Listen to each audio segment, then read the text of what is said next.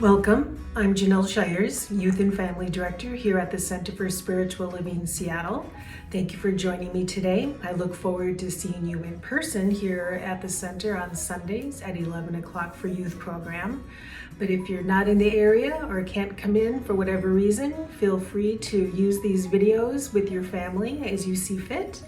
We are using the Golden Thread of Truth curriculum, and you can click below to subscribe so that when new videos are posted, you get notified. So with our month of September coming up, we're ending our month on Judaism, and we are going to be discussing the metaphysical interpretation of the Ten Commandments.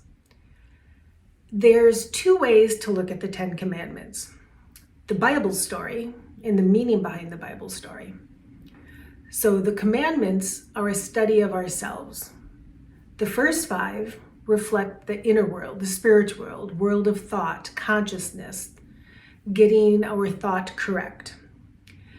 The second five refer to our outer world, objective side of ourself, our relationships with each other, how thought works, the external plane of life. So I am going to tell you a story of Moses and the Ten Commandments, and this is a version that's meant more for youth. So the Israelites had been traveling in the desert for about 3 months, a little longer than summer vacation, when they came to Mount Sinai. They were going to stay there for a while, and it gave them good protection with the mountain. Moses got unpacked and decided to walk up the mountain to talk to God. Remember, this wasn't very easy for Moses because at this time he was already over 80 years old. So God knew that Moses was coming. So he spoke to Moses and told him to go tell the Israelites to get ready. So Moses came down the hill and told the people that they should bathe and clean all their clothes. By doing this, the people were getting prepared to hear important words from God. That's why we sometimes dress up or make sure we have clean clothes when we go to church or a spiritual center. It's just a way to show respect. So on the third morning after Moses had talked to God, the Israelites were busy making their breakfast, when all of a sudden there was a large rumble and a flash of light over the mountain. Anyone who was still sleeping was startled and woke up suddenly. Everyone went out and looked over the mountain. There was lightning and thunder, and a big thick cloud hung over it, so you couldn't even see the top. Even the mountain shook, and the sound of trumpets could be heard getting louder and louder. After that, Moses went back up to the mountain, but this time he stayed there for a long time, 40 days and 40 nights. God sure had a lot to tell him. God wanted to instruct the people on how to live. By following his rules, they would have less sadness in their lives. God just wanted to protect them. It's like when our parents or guardian gives us rules to protect us. Look both ways before you cross the street. Don't hit your siblings or others. They give us the rules because they love us and are trying to help us learn what's best for us. So we're going to talk about the 10 commandments that God told Moses. Now remember, as you hear each commandment, that they are all equally important. One is not more important to the other. So this one I'm actually going to read. So I need my glasses. So the first commandment is to put God first. This means that nothing should be more important than God. A hobby you enjoy, TV or video games, even your friends and family should not be more important than God. The second commandment is to remember the one power.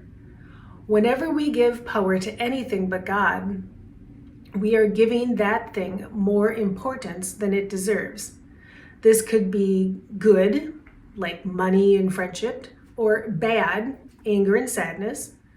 But there is only one power, and that is God. The third commandment reminds us to respect God's name.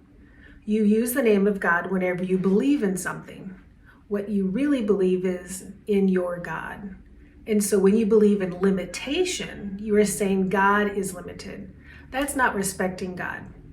We cannot believe in something and not have that happen to us. If we only knew that, you would think about what you believe. The fourth commandment reminds us to find God in your silence. The Sabbath is a state of mind that man acquires when he goes into silence for his own soul, into the realm of spirit. The fifth commandment is to respect your parents. Honor your father and mother, but it's also telling us to recognize God as the only cause, the only presence, and the only power. If we do this, our days shall have no troubles or difficulties, we would hope. The sixth commandment says, don't hurt others. That, of course, means to not hurt others, but also reminds not to hurt yourself. That's true for your thoughts, your words, and your actions. The seventh commandment is one for those who are married. God tells us to be faithful in marriage. He wants us to love our partner and treat them with respect. Eighth commandment is don't steal. That means we shouldn't take something that doesn't belong to us. And the ninth is don't lie. Don't tell lies about yourself or others. And the last commandment is don't envy others. God has an infinite amount of everything and will be glad to give it to you when you have your thoughts, words, and actions in alignment with your best self. So why do we talk about the 10 Commandments today? Well, they're a wonderful list of reminders to help us live from a place of peace and joy in alignment with our divine spirit. And the main message of the 10 Commandments is that our consciousness, our thoughts we think to words and actions, are what we create our lives. We can use our affirmative prayer, our spiritual mind treatments, to change our consciousness if we wish. A great way for your children to learn more about these commandments and to experience them is to do little handprints of the 10 Commandments. So if you have younger ones, you can trace the hands. If you've got some paint, do it on paper, and then do little cutouts with each of the 10 Commandments and paste them on. And I'm going to be posting down below in the comments a handout that is meant to compare a little more of the more youth church and the metaphysical aspects, so you have that reminder of what we talked about today. So thanks for joining me and following up on this month of Judaism, and I look forward to seeing you next time. Take care.